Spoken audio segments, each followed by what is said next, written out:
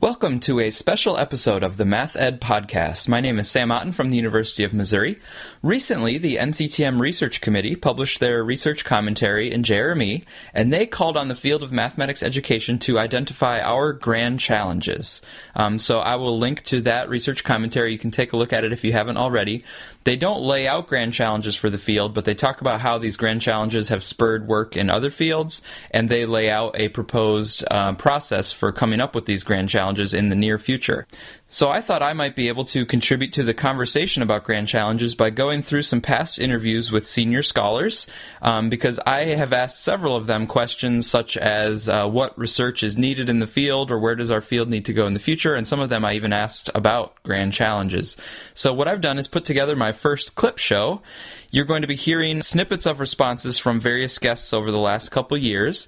You're going to hear from Ed Silver, Jeremy Kilpatrick, Megan Franke, Judith Moskovich, Barbara Rees, and James Tarr. What follows are the excerpts. If you're interested in the full episodes, then please find those. They're still available in the back catalog.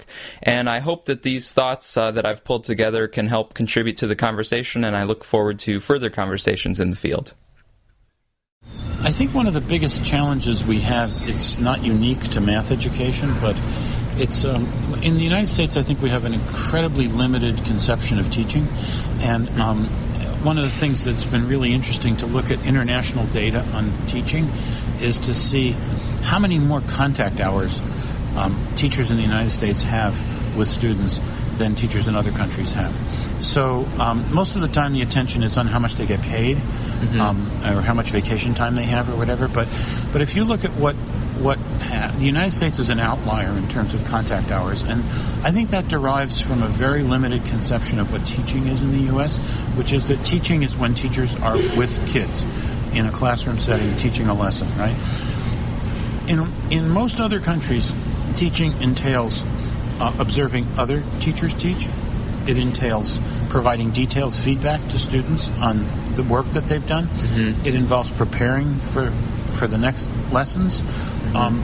All of those things are part of teaching. All those things require work outside of the teaching day for American teachers. And you know, people are exhausted. And when you start to pile on top of that all the paperwork requirements and the reporting requirements and all the extra things, I mean, I think teachers are incredibly hardworking, well-intentioned, and the math teachers that I've come in contact with through my professional development work, I mean, they're there doing a lot more than they have to do to try to get better at their craft, but everything about the arrangement seems to fight against them, you know, and so I think there's a huge problem that we have of not supporting teachers in ways that would really enhance their work, right? So we don't have a systematic way of providing professional development, and we have ways of overburdening them with things that don't contribute to high-quality teaching.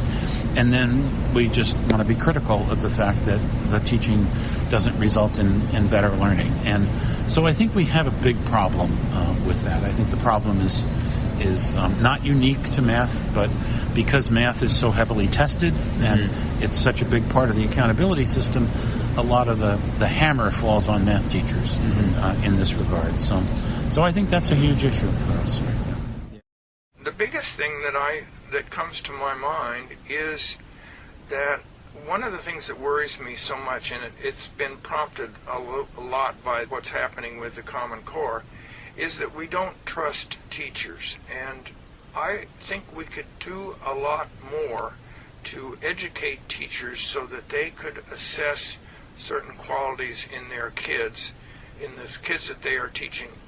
In other countries, teachers it's considered part of your job at the end of the year, after you've given exams to your students, to go, and these are written out exams, to go over those written exams of your students and of other people's students to try to get a better picture of what these kids know and can do mathematically. And instead, we have all these standardized tests, which are not necessarily good instruments for that purpose. So I'd like researchers to think about teachers as instruments for gathering data from the children that they teach all year. If you wanted to find out something about whether a kid had a productive disposition toward mathematics. The teacher who's had that kid all year potentially could offer you a better reading on that kid's disposition than any kind of paper and pencil instrument you could dream up. So I think one of the areas we need to work on is not just developing teachers' capacity to do assessment, but also studying it. What does it take to help teachers do this? What do they need in the way of support? Because right now we're not supporting them, and in fact we're treating them as though they don't know how to assess, and I think that's a big mistake.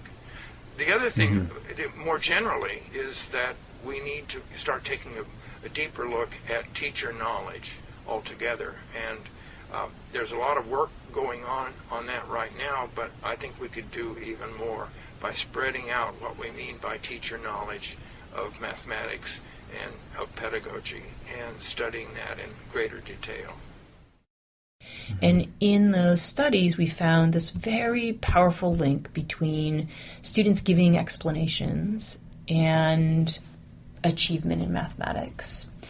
And the links are, even if you account for prior achievement, and that it's not any explanation, it's that students do what Hebert and Grouse talk about as struggling with the mathematics in their handbook chapter, right? That when students work all the way through their mathematical idea in detailed ways, they have higher achievement. And it's also, we're finding that when children engage with each other's ideas in a detailed way, either I engage with your idea or you engage with mine, that there is a relationship to student achievement. And we all have a sense that that's true, and we have some literature to suggest that research literature, right? We're not the only people doing this kind of work. There's lots of people who've done it. But what we've been able to show is that if you look at a model that looks at teacher practice and student outcomes, that there's lots of our assessments now that are evaluating teachers based on their practice and making claims about how effective a teacher they are. And in our work, there is a relationship between teacher practice and student outcomes, but that if you put into that model student participation, if you put in there things like students explaining their ideas, engaging with each other's ideas, that mediates that relationship, so that the link between teacher practice and student outcomes isn't direct when you put student participation. So as a math educator, I think people would all say, well, yeah, that makes perfect sense, right? That teaching isn't an isolated activity. Teaching happens as you engage with students and as they engage with each other. And so how students participate in mathematics matters for achievement. But most of what gets done now ignores the student participation piece, not in math ed, but most of what we do in evaluating teachers. Right, and just the educational, right, ignores the student participation piece. And so what our work is starting, I hope, to say is that, yes, teaching practice is critically important, but teaching practice is mediating by how they engage students. And so as we think about making claims about how effective a teacher is in teaching mathematics, we have to be able to look at the ways in which they're engaging with students and students are engaging with each others. And this, for me, has huge also equity and social justice ramifications, because how you engage students, right, is one piece of thinking about these challenges around equity. Not all of it, but one piece of it. And so if we can move that more into the common discourse around thinking about teaching, that teaching is about participation with students and context and all of those things, I think the more we can challenge this traditional notion that I can measure certain things in a teacher's classroom and make big claims about how good of a math teacher they are. If we start with the premise that learners and students will start with talking about mathematics in everyday ways, and that the role of instruction and the role of the teacher is to help them move to more formal, more mathematical ways of speaking, so how do we do that? What are and I'm going to use a different way to look at scaffolding, what are the micro scaffolding, so in individual conversations with a teacher or with a peer?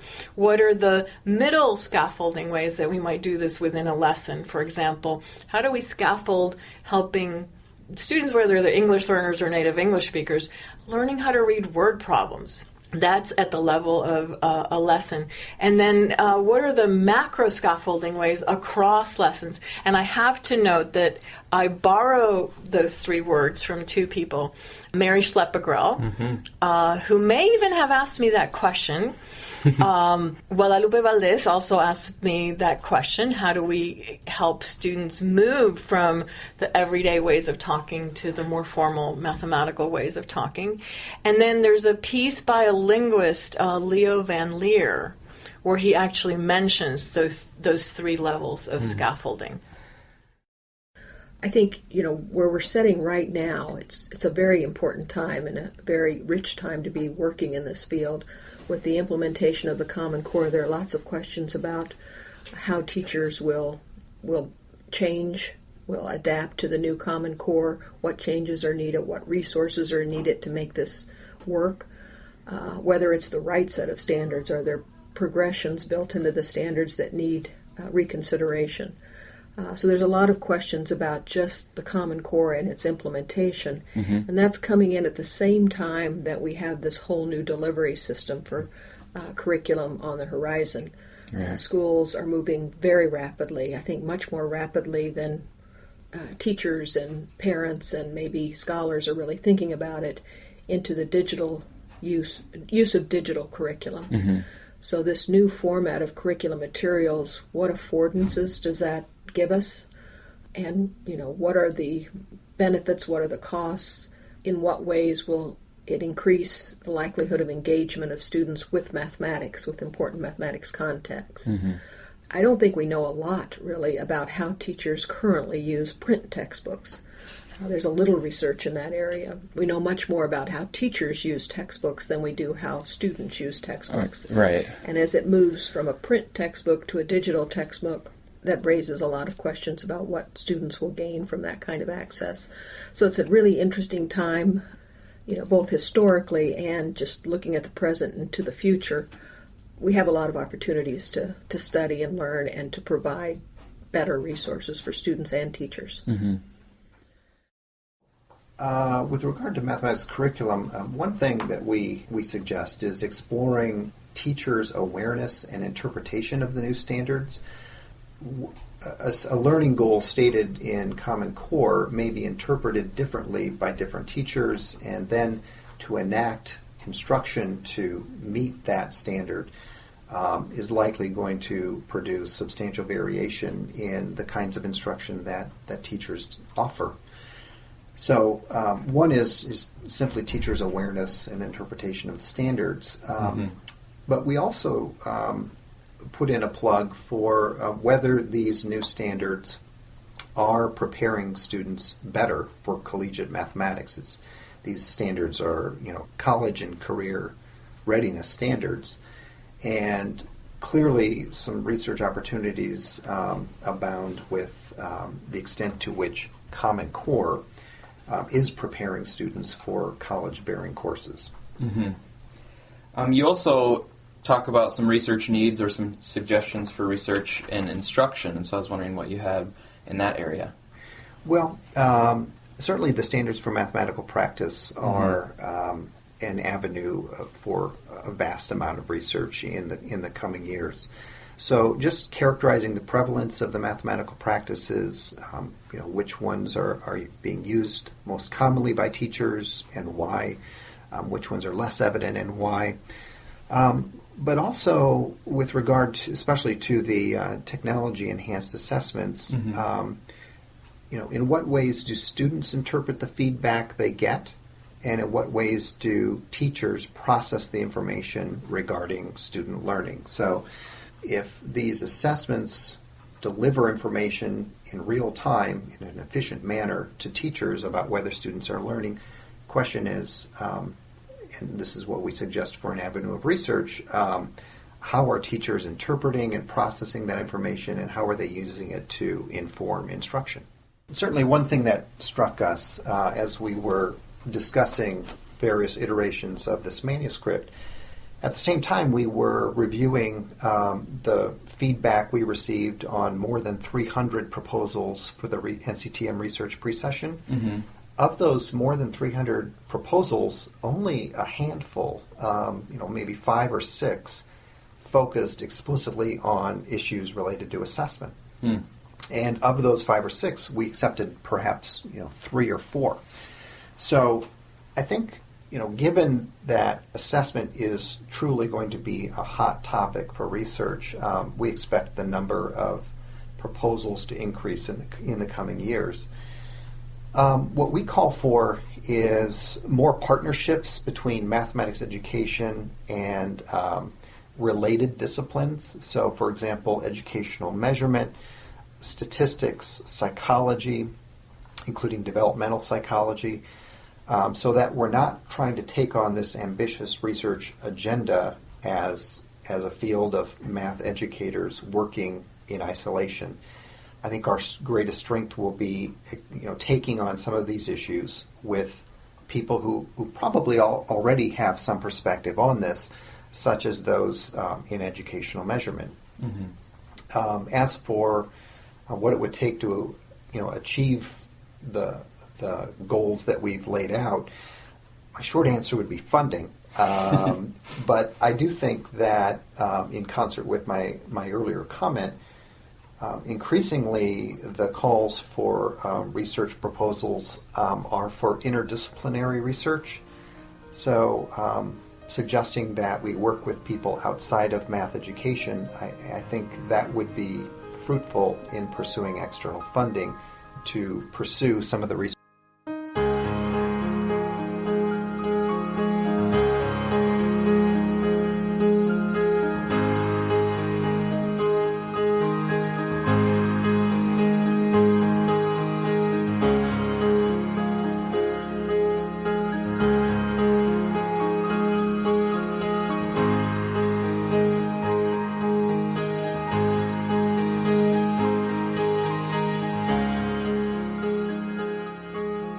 Thank you for listening to this episode of the Math Ed Podcast. If you'd like to support the podcast financially, please use the PayPal donation button at mathedpodcast.com.